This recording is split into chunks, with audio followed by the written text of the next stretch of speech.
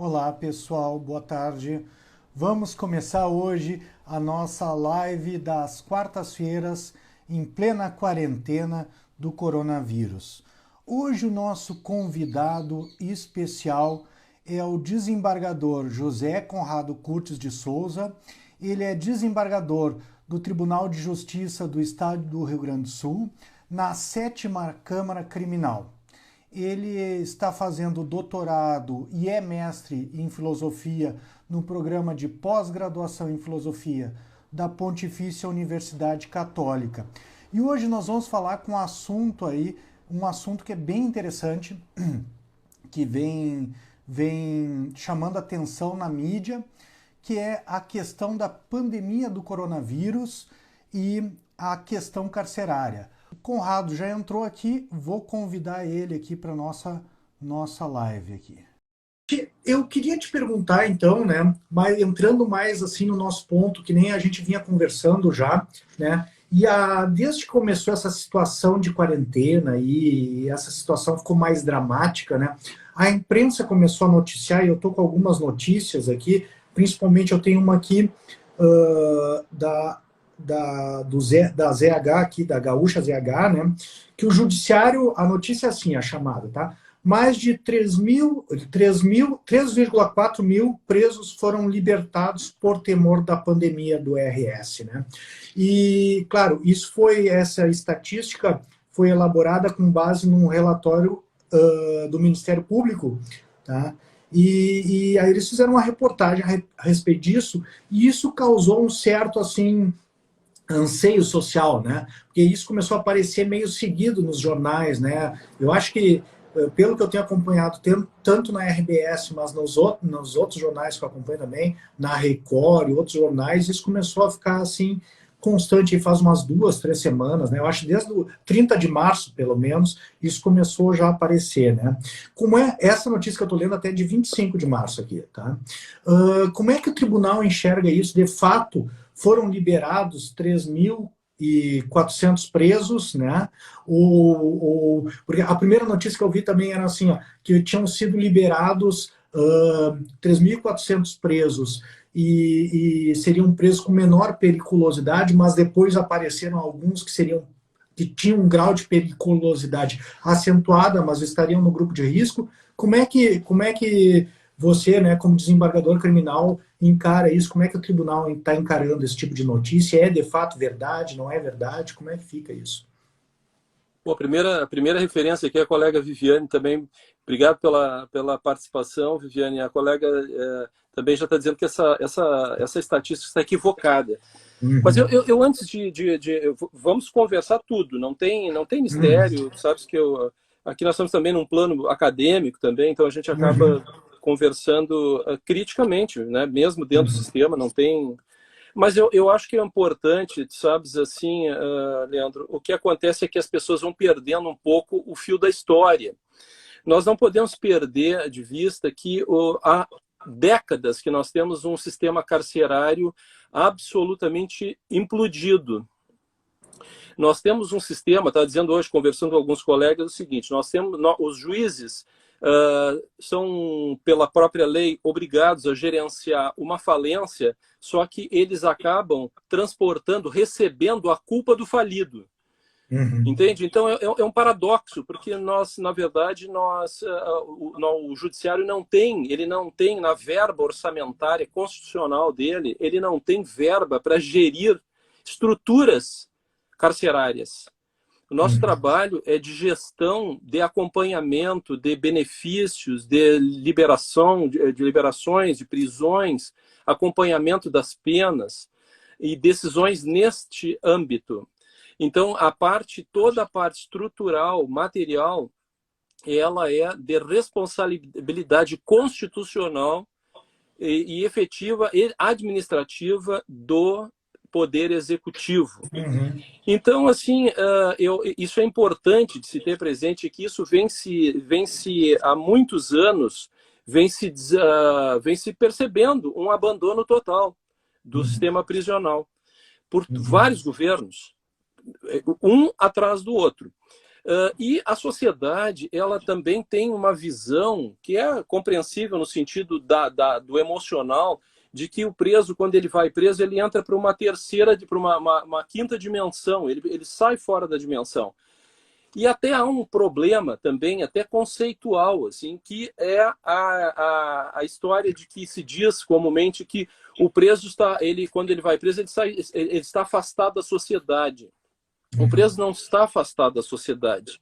O preso continua fazendo parte da mesma sociedade do que nós. São gaúchos, são brasileiros, são cidadãos que estão presos. A diferença é que o indivíduo está afastado do convívio social. Isso é outra coisa. Então você vai objetivando aquilo, ou seja, transformando num objeto preso, porque tu queres que ele saia fora da tua órbita de visão, enfim, da tua vida. Então, esse é um problema muito sério. Então, eu até me recordo, quando eu era juiz no interior, eu tinha um advogado que era meu amigo lá no interior, e ele um dia disse, mas doutor, é importante que se faça um presídio aqui na comarca. A comarca é pequena, daria perfeitamente por umas 30, 40 vagas, e assim se pouparia uma série de coisas, se acomodaria melhor, se controlaria, a sociedade poderia controlar melhor a execução da pena, inclusive a reintegração desse indivíduo. E aí ele era vereador, e ele diz assim, mas doutor, se eu disser isso aqui, na minha comarca, eu nunca mais me elejo. Então isso representa o pensamento, né, não só do político, mas da sociedade, que não se interessa, não quer saber do preso. Então isso é um problema muito sério. Então esse problema que nós temos, que chegou aqui agora, né, não é um problema novo que está acontecendo, não tem uma novidade. A novidade é que tem uma pandemia. E o negócio é o seguinte, nós, os juízes que têm a caneta na mão, eles têm a responsabilidade. Eles têm a caneta e a responsabilidade. Não basta só ter a caneta, né? Tem que ter também a responsabilidade. Então, o que acontece é isso que está acontecendo. Os colegas, então, têm que... Houve uma resolução que depois foi revogada e tal. Eu acho que todo mundo sabe aqui, pessoal do direito, especialmente, de recomendações do CNJ em relação a presos idosos, imunodeficientes, mulheres com filhos pequenos, mulheres grávidas, uma série de pessoas que têm problemas que a pandemia, o coronavírus, ele tem um efeito devastador. Então, o que foi feito em relação a isso a partir de uma determinação que vem de Brasília e que seria mesmo até uma nossa aqui, pelo bom senso, pela razoabilidade, porque nós estamos enfrentando uma coisa, nós estamos em casa agora, veja bem. Imagine se você porque nós, apesar de termos recomendações, nós podemos sair. Agora, imagine se você não tem condições, é porque você tem uma condenação, está preso no presídio. Então, a questão toda tem que ser... Isso tem sido feito com muito critério pelos juízes. Os processos não estão sendo feitos em levas. Eu sempre digo, nós não produzimos cacetinho. Nós temos, cada um tem um nome, tem uma família, tem um pai, tem uma mãe, tem uma namorada. Então, assim, o que acontece é que tem uma série de circunstâncias que acabaram, primeiro, a premência da própria urgência da coisa. Porque nós não podemos esperar para depois contaminar um presídio, porque aquilo, nós conhecendo os presídios nós sabemos, são, de regra, é um amontoado de pessoas, não há espaço suficiente, não há, quase que não temos um espaço entre um e outro. Então, o que acontece é que a disseminação, a propagação desse vírus dentro de um presídio vai ter um efeito devastador. Nós não temos condições de esperar para ver como é que vai ficar. Então, foi essa a preocupação de Brasília e essa é a preocupação dos juízes aqui. Não dá para esperar acontecer, nós temos que atuar antes. Então, foi assim que aconteceu, que os colegas, revisando aqueles presos que têm imunodeficientes, eu vou dizer aqui, presos com AIDS, presos com hipertensão arterial, presos com hepatites, presos com infecções, porque dentro de um presídio, nós temos no estado hoje 38 mil presos, 38 mil pessoas estão presas no estado do Rio Grande do Sul. Então, é um mundo ali, tem pessoas que têm infecções de ouvido, infecções no olho, infecções no estômago, tem problemas de câncer, tem problema de AIDS, tem problema de todas as doenças. Então, essa avaliação é que tem sido feita.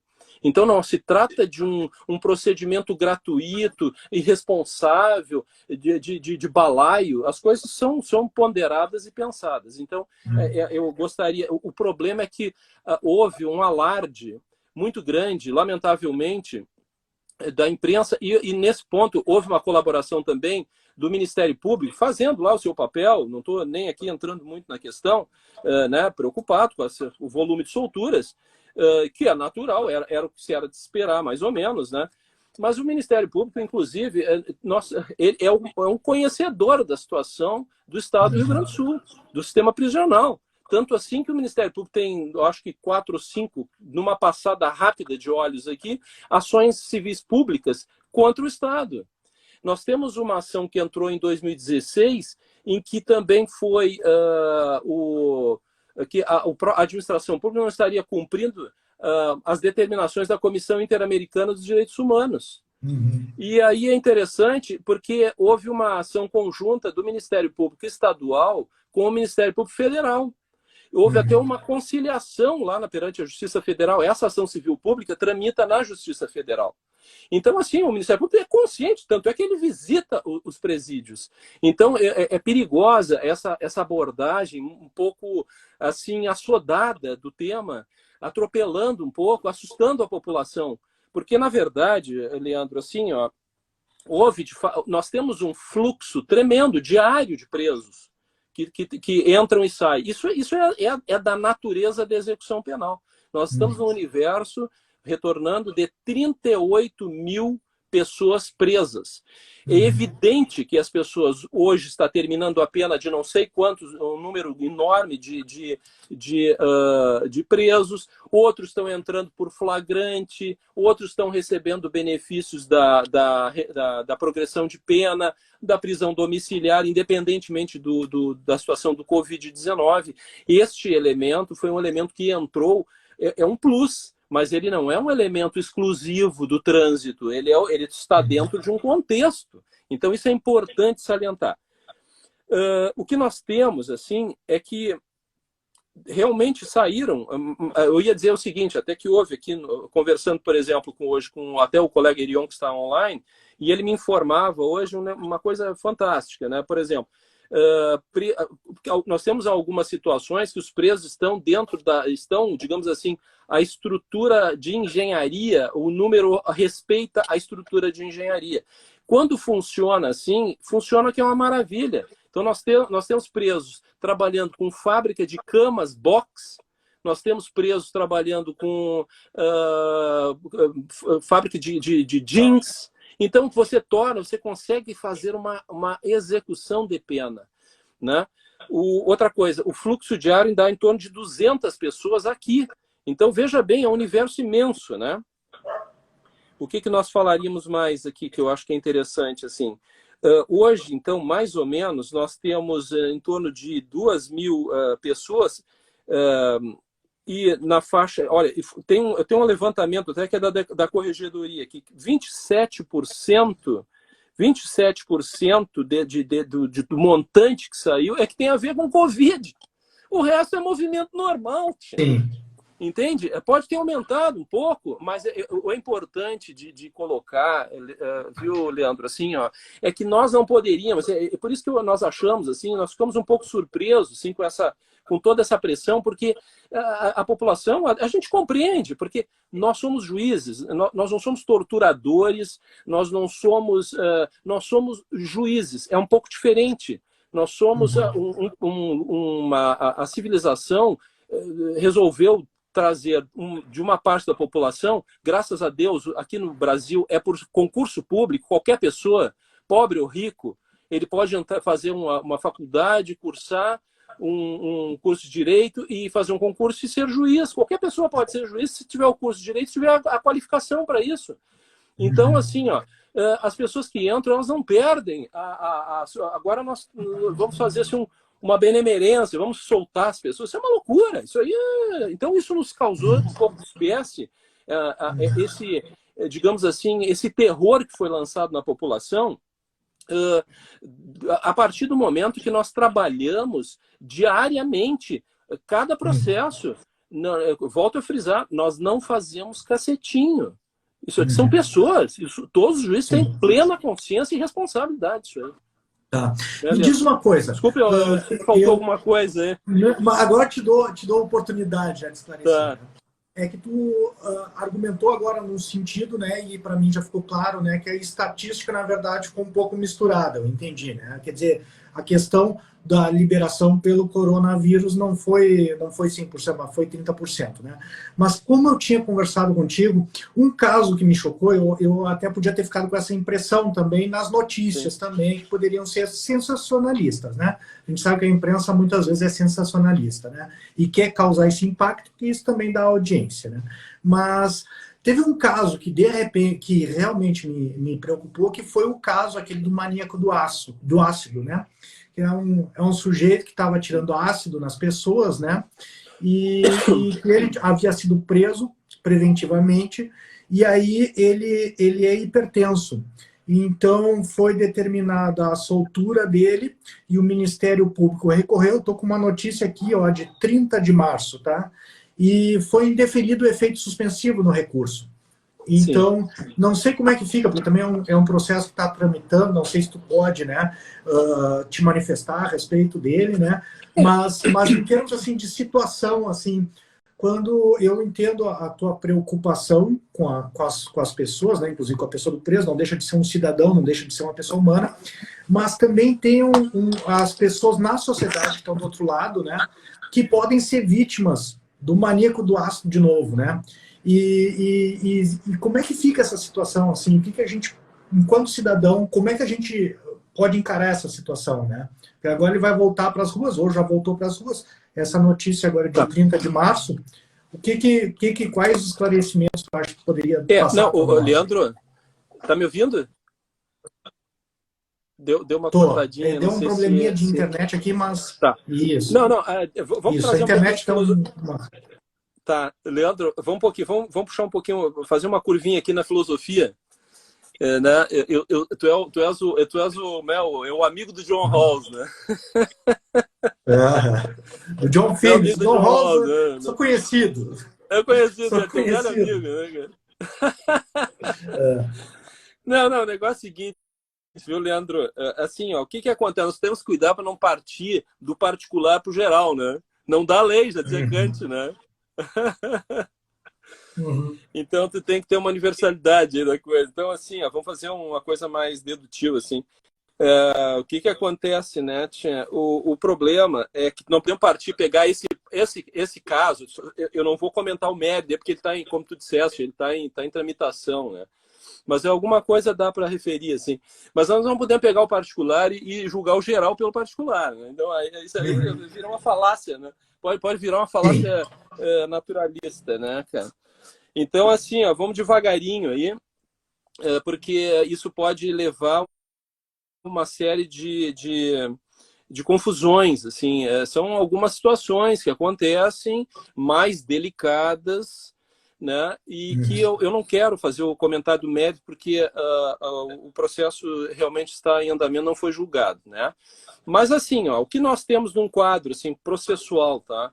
O recurso em sentido estrito, ele não tem efeito suspensivo. Então, o Ministério Público, para suprir esta, digamos assim, carência, lacuna ou falta, não interessa qual seja a classificação, depende do entendimento de cada um processual, né?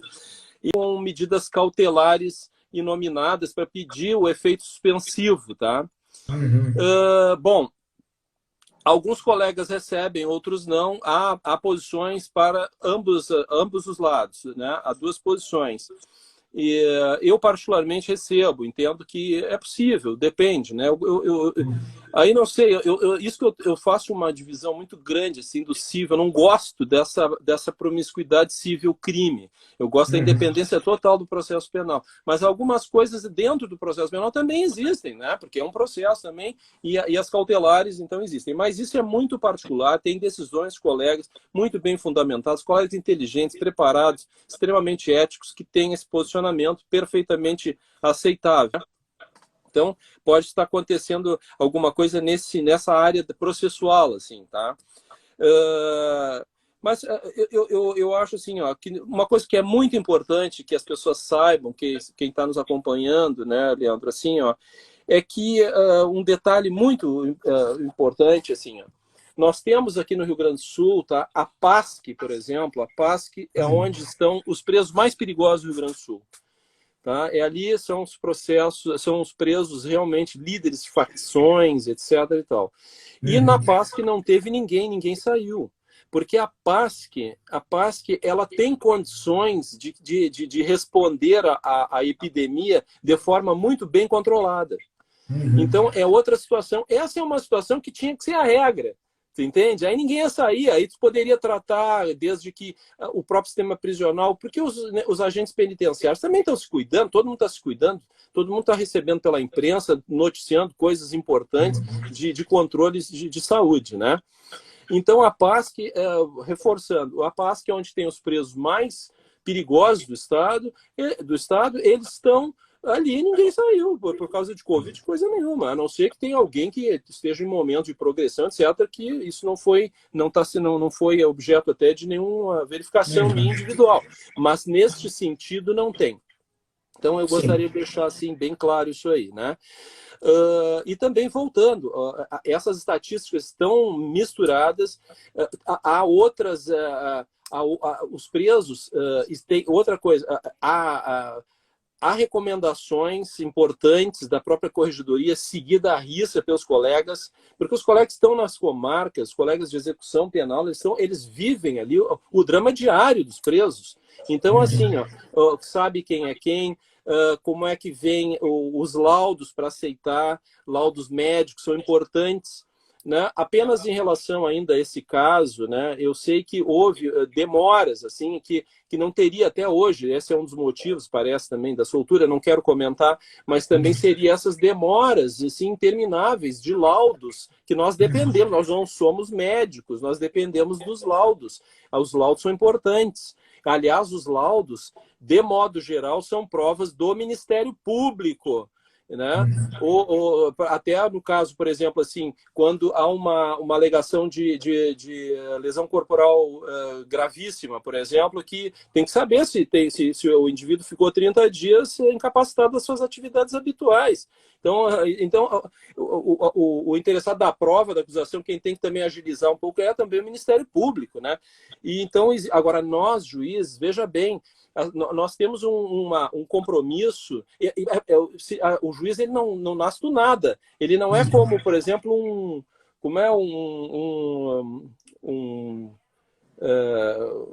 essas plantas que nascem assim da noite para o dia, né? Na verdade, nós somos juízes por causa de o quê? De uma constituição, de uma organização. Então, nós temos compromissos, laços umbilicais, porque é o que fundamenta a nossa sociedade, com os direitos e garantias fundamentais. Não, ser juiz e não respeitar isso não é ser juiz. Tem que fazer outra coisa. Então, isso é muito importante. E até me lembrando do Rawls ainda, viu, Leandro? Hoje nós estivemos aqui com o professor Tadeu Weber, né? E aí o direito de autoestima é uma das posições do Rawls, né? Quer dizer, então, de uma sociedade, né? Quer dizer, então, dentro dos princípios básicos, tem que ter autoestima. Como é que você tem que criar uma autoestima do cidadão a partir de uma série de coisas? A partir do mínimo existencial, a partir de um sistema prisional decente, porque a sociedade, nós ainda não atingimos, as sociedades europeias já estão num outro patamar, tem mais história atrás delas, já atingiram um grau de conscientização de que, assim como você precisa de uma escola, você precisa de um hospital, você precisa de presídio, entende? E aqui a gente acha que não precisa, você só quer sumir com o preso. E isso aí é um absurdo, não está dentro de uma Constituição, isso é um pensamento fora da Constituição, isso é um pensamento inconstitucional. Então, tu tens que trabalhar dentro da Constituição, né, para poder, porque esse é o acordo nosso de uma sociedade civilizada, né? E eu queria te fazer mais uma pergunta também. Eu vi uma notícia e hoje, para conversar contigo, te falei, eu fui atrás lá no site do CREMERS, né, do Conselho Regional de Medicina do Estado do Rio Grande do Sul. O CREMERS recomenda que presos do grupo de risco permaneçam em presídios, né? Que na verdade é que tem o laudo completo, claro, foi um laudo elaborado a pedido do Ministério Público do Rio Grande do Sul também, tá? E no site do CREMERS tem o laudo na íntegra, mas tem um resumo dele, a notícia aqui. E em resumo, ele diz o seguinte, que a própria rede de saúde básica e os hospitais públicos não dariam conta de atender essa população se estivessem em prisão domiciliar. E que, sob a tutela do Estado, eles estariam mais seguros desde que ficassem segregados também, né? Assim, afastados dentro de um presídio.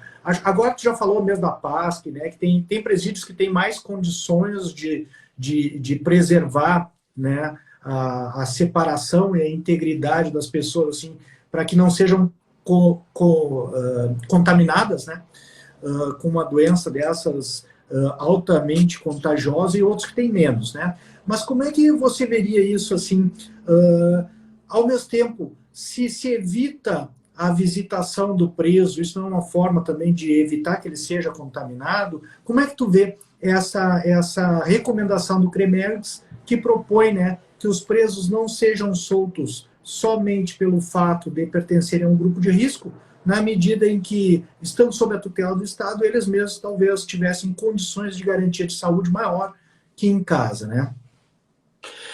Bom, a primeira coisa, assim, houve uma mudança de entendimento, de posição, realmente é um pouco, assim, me causa um pouco de estranheza, assim, porque exatamente, se não me falha a memória, não sei se foi 2016, exatamente essa ação civil aqui, que houve aquela repercussão internacional, acho que a Comissão de Direitos Humanos veio aqui, visitou o presídio, e uma das coisas que as grandes mudanças que aconteceram foi justamente o laudo do CREMERS, que constatou as condições subhumanas que os presídios do Rio Grande do Sul têm. E nós, inclusive, o presídio central foi eleito, na época, o pior presídio da América Latina, o Brasil. Então, assim, poxa, será que nesses anos, assim, houve uma mudança maravilhosa, então, nos presídios? Mas eu vou dizer uma coisa, então, os colégios estão muito bem. É uma mudança impressionante, assim. De uma hora, fundamenta um laudo que que serviu, inclusive, de mudança, foi excelente. Agora, como é que fica, agora, de repente, uma mudança assim, agora é o seguinte, agora tá bacana, vamos deixar todo mundo, porque tá ótimo lá. Só um pouquinho. Eu acho assim, eu acho que eu não tô fazendo nenhuma insinuação, apenas eu estou me surpreendendo com uma mudança de posição. Eu gostaria assim que se fizesse uma nova visita. Eu tenho certeza que os juízes da execução penal aqui em Porto Alegre ou do interior estão absolutamente à disposição de qualquer grupo do CREMERS para levá-los aos presídios e mostrar a realidade dos nossos presídios. Porque não vejo, assim, de lá para cá não mudou tanto assim. Aliás, pode até em algumas situações ter piorado. Por exemplo, nós temos algumas situações que agora, nessa pandemia, que os colegas aqui, especialmente da VEPMA, que é das penas alternativas, foram destinados 7 milhões de reais, que são dinheiro de contas, que entra para um fundo, que são de penas, por exemplo, de acidentes de trânsito, de outro tipo de lesões,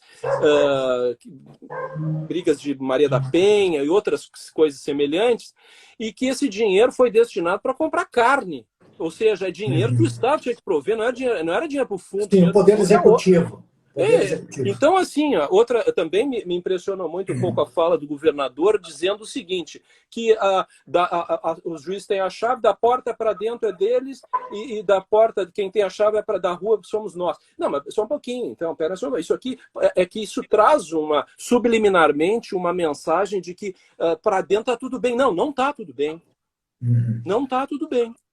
Nós temos problemas sérios no presídio. Nós temos agora, por exemplo, faltando alimentação. Então, os colegas estão preocupados com isso, estão movimentando verbas dos fundos para poder manter, porque é assim que tu me perguntaste. Existem 3 coisas, Leandro, que na experiência, eu também fui juiz de execução criminal no interior, que tu agita a massa carcerária. Que é uma delas, tá? É você, assim, não ter alimentação suficiente, né? Você não vê... O indivíduo pode estar preso, ele ter 200 anos de cadeia para cumprir. E ele não vai sair, vivo, possivelmente ele não saia, em termos de cronologia, de tempo de vida, né? Então, você vai ver o seguinte, então, se ele não vê a fila andar, o indivíduo aquele que recebeu os benefícios, a progressão de regime, prisão domiciliar, semiaberto, se ele não vê isso, isso é um elemento perigoso dentro de presídio. Porque aí está um esgotamento. Isso há muitos anos, do judiciário não acontece. O judiciário setorializou na parte das execuções. Nós temos varas regionais. Então, nós temos um controle fantástico, a corregedoria. Nós temos os juízes corregedores trabalhando com isso. Há muitos anos que nós estamos especializados em execução penal. Então, dentro do judiciário, isso não vai acontecer. Agora, comida, isso é um problema do executivo. E outra coisa é a questão das visitações. Nós temos que... O preso também fica angustiado de não ver a filha, o filho, a mulher. Entende? Isso também é importante. Isso faz parte da dignidade humana também. Isso é uma coisa que o Brasil tem uma liderança nisso. Pode ser melhorada? Pode. Pode ser, eventualmente, até alterado alguma coisa, mas é um elemento importante de humanização do indivíduo que está preso. Né? Agora, nessa parte, assim, eu só te pergunto, nessa questão da visitação, eu entendo esses outros elementos aí que tu colocou, mas, na verdade, claro, estamos em outra situação, não estamos encarcerados, né?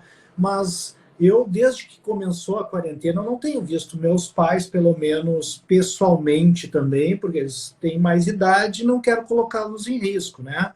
E tenho, de fato, ficado em quarentena em casa, então tenho me comunicado com os alunos à distância, né?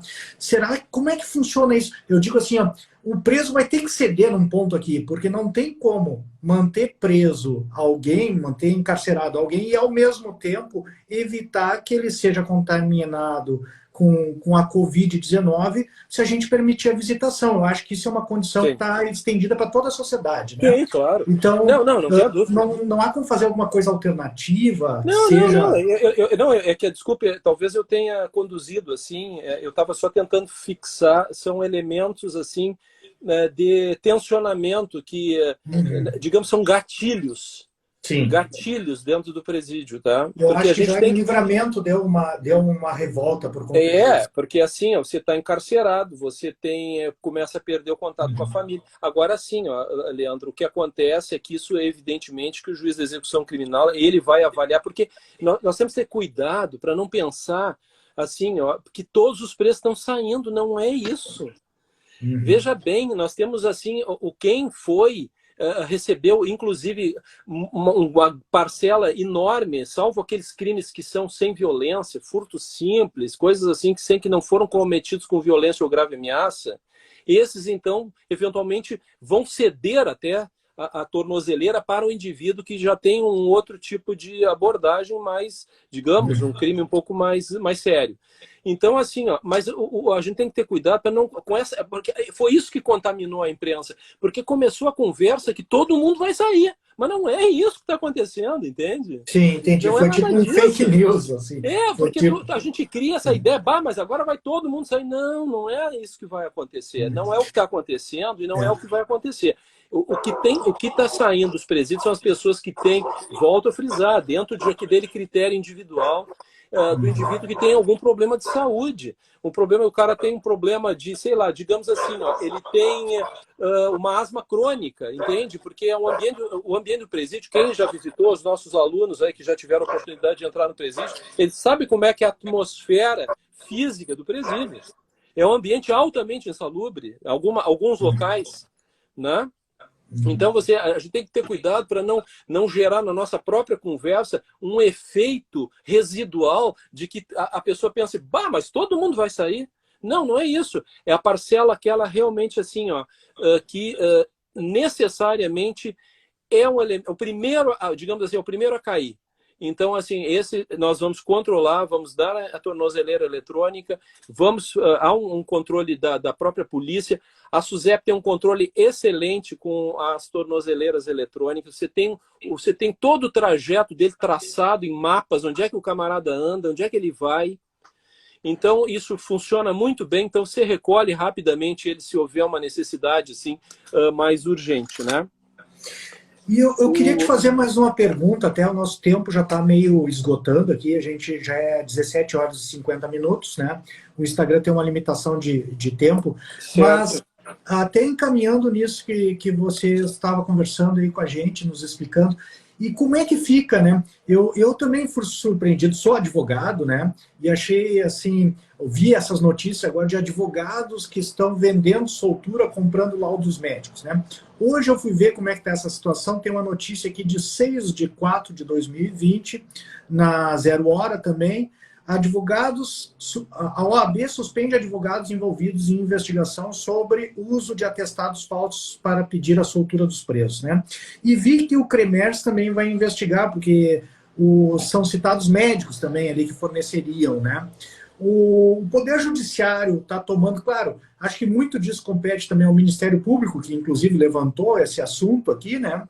Mas o Poder Judiciário está levando isso em consideração e investigando detidamente esses pedidos nesse sentido, né? E apurando essa questão. Eu digo, a OAB está tomando algumas medidas e certamente o Ministério Público vai tomar também em relação a esses dois advogados que estão envolvidos nisso aqui, né? E devem ser ouvidos. Aqui eu ouvi que um já estava se justificando aqui, que houve tiraram do contexto a fala deles, né? Mas isso é um assunto sério também, né? Quando eu até não conhecia a expressão aqui que o advogado fala, né? Está cantando aqui, né? Que o alvará está cantando aqui, né? Que o pedido está cantando. Então, o Ministério Público certamente vai fiscalizar, mas e o Poder Judiciário, os juízes, né? Estão levando isso em consideração, essa possibilidade de forjar situações para serem soltos, né? Leandro, assim, ó, bom, no aspecto... Bom, primeiro, isso realmente foi uma surpresa, porque certamente os laudos não eram amadores, assim, em termos de falsificação. Entende? Então, houve realmente, assim, um primeiro momento, a coisa funcionou, mas não teve pernas longas. Em seguida, a coisa já estourou, a polícia fez um belo trabalho aí, veja bem, e o Ministério Público, né? Então, realmente, assim, ó, houve esse início. Agora, em termos de funcionalidade, evidentemente que isso aí redobrou, triplicou, quadruplicou a cautela de todos nós, né, de todos os juízes, né, do primeiro grau, segundo grau, em relação a isso. E a Corregedoria está atuando, né, a desembargadora Vanderlei, ela está atuando muito fortemente, diariamente, aqui em cima dessas situações. Houve já determinações administrativas para os magistrados, para o controle, para o exame, digamos assim, a verificação de autenticidade desses documentos, né? Então, isso aí tem um controle já muito grande. Agora, eu queria fazer um paralelo em relação a isso, assim, porque essa demonização também, a gente tem que ter cuidado, porque nós vivemos numa época que não interessam mais os fatos, né? Só as versões. Né? É mais ou menos como aquela conversa que tem no diário do Goebbels, né? O Goebbels conta para o Hitler, né? Ele diz para o Hitler fala um negócio, ele diz, olha, muito justo, muito correto, muito bem, mas onde é que estão os fatos, né? Então tá muito justo, muito ótimo, perfeito, só que onde é que estão os fatos? Então, eu digo assim, a gente tem que ter cuidado para não demonizar, isso aí é uma meia dúzia. Quantos mil advogados nós temos no Estado? Nós temos pessoas... a esmagadora maioria das pessoas trabalham em todos os âmbitos, seja como advogados, como promotores, como juízes, como, né? Eu acho que não podemos demonizar os advogados criminalistas que trabalham com isso. Eles não tem nada a ver, isso é crime. Então as pessoas cometeram, foi uma meia dúzia, ou menos até, eu nem sei exatamente. Aqui são dois que são dois, perdão, estou falando em meia dúzia no sentido assim, genérico. Veja bem, dois, né? Quer dizer, poxa vida, num universo imenso de advogados criminalistas, né? Então não tem nada a ver. Foi também demonizada a Defensoria Pública. A Defensoria Pública é sensacional. Eu acho que a Defensoria é talvez uma da instituição que veio brilhar dentro de um universo de escuridão, quase, do universo criminal e do prisional. Então, acho que essa demonização do defensor, do advogado criminalista, como se entende essa generalização, isso é extremamente perigosa, perniciosa e absolutamente falaciosa e irreal. Então, a gente tem que ter muito cuidado com isso aí. Veja bem, você me fala dois, né? Então, assim, ó, isso absolutamente nem é de considerar. Vai ser tratado, vão ser julgados, vamos verificar se houve mesmo isso. Se forem culpados, vão ser condenados. E a coisa tem que andar com naturalidade. Eu só queria te chamar a atenção uma coisa, Leandro, assim, ó, veja bem, né? Essa questão ainda, para a gente antes de terminar a tua live, né? Nossa conversa, o Brasil tem 800 mil presos. É a terceira maior população carcerária do mundo. 800 mil pessoas, imagina o que é isso. Então nós temos que ter muito cuidado. É um sistema prisional frágil. A sociedade tem que chegar a um nível de consciência, de civilidade, de entender. E porque ninguém está dizendo que as pessoas que não tenham crimes hediondos ali dentro, que não tenham coisas horrorosas que tenham sido cometidas, não é isso.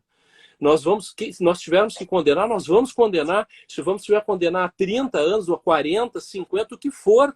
Mas não é essa a questão. A partir do momento que o indivíduo está sob a tutela do Estado, o Estado tem obrigação constitucional, sob pena de nem ter razão de existir, assim como escola ou hospitais, tem que cuidar do preso e trabalhar com o preso. Nós precisamos fazer o que o colega Irion, que ainda está nos assistindo, noticiou hoje, que quando as estruturas estão organizadas, a lotação está dentro da capacidade de engenharia, o preso é produtivo. Há muitas coisas que se pode fazer. Isso sim é execução penal. Agora, dizer assim, olha, não vai acontecer nada, você imagina, ainda por último, em relação a essa questão também de adiantamento das atitudes, não podemos esperar explodir o presídio em termos de doença. Nós temos que trabalhar antes, é a nossa responsabilidade constitucional, né?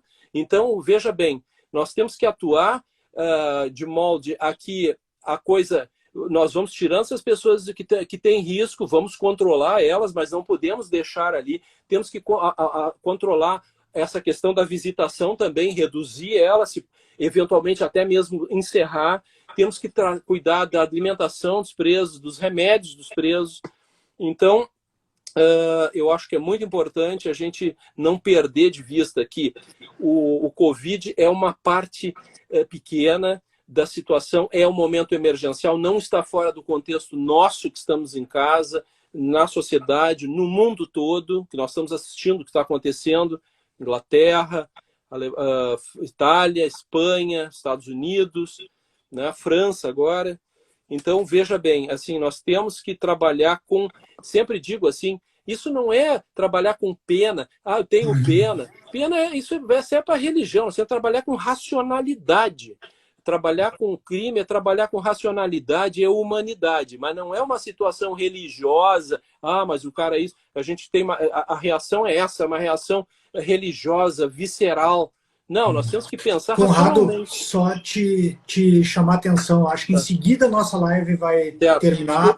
1 ou 2 minutos tá? Se tu quiser dar um recadinho final, assim, e pode ser que em breve, agora 1 ou 2 minutos, o Instagram encerre automaticamente a nossa live. Então, desde já, gostaria muito de te agradecer a participação.